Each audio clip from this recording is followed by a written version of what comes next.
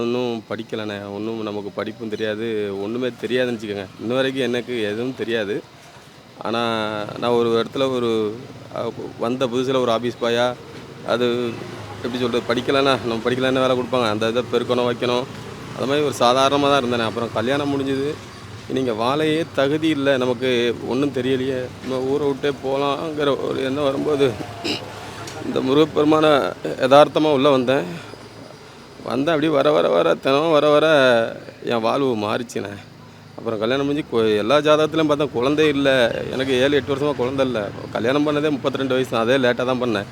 எங்கே பார்த்தாலும் குழந்தை இல்லை குழந்தை இல்லை. என்னென்னவோ ட்ரீட்மெண்ட்லாம் எடுத்தேன். ஐயாட்ட வந்துக்கிட்டே இருந்தேன். ஐயா 2 பொம்பளை பிள்ளையா, ஆதிலட்சுமி, 2வது கிருத்திகான்னு 2 பொன் குழந்தை.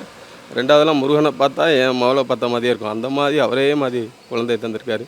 ஒன்றும் இல்லாமல் இருந்தால் என்ன, இன்னைக்கு எங்கேயோ கொண்டு வச்சுருக்காரு. படிக்கலை, நான் பெரிய ரேஞ்சில் என்னை கொண்டு வச்சுருக்காருண்ணா. ஒன்றும் கிடையாது, இல்லாமல் இருந்தேன்.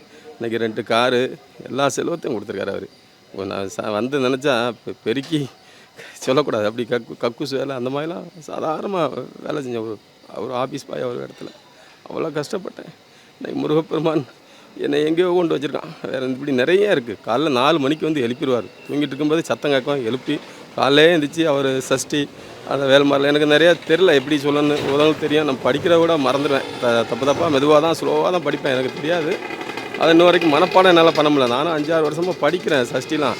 அது எனக்கு மண்டையில் ஏற மாட்டுக்கு. அவரை பார்ப்பேன், இங்கே வருவேன், திருப்பி இதுக்கு மேலே எங்கே கூப்பிட்டு போகிறாரோ, குண்டத்தூரா நிறைய கோயில் இருக்குங்க. அப்படி திடீர்னு பார்த்தா சிறுவாபுரி போவோம், எங்கேயாவது டெய்லி ஒரு பக்கம் கூப்பிட்டு போகிறாரு. திருப்பரங்குன்றம் எங்கேயாவது. இப்போ போன வாரத்தில் திருப்பரங்குன்றம், திருச்செந்தூர் அப்படி ஒரு ரவுண்ட் அடிச்சு தான் வந்திருக்கேன். இவர் என்ன சொல்கிறாரோ அதான்.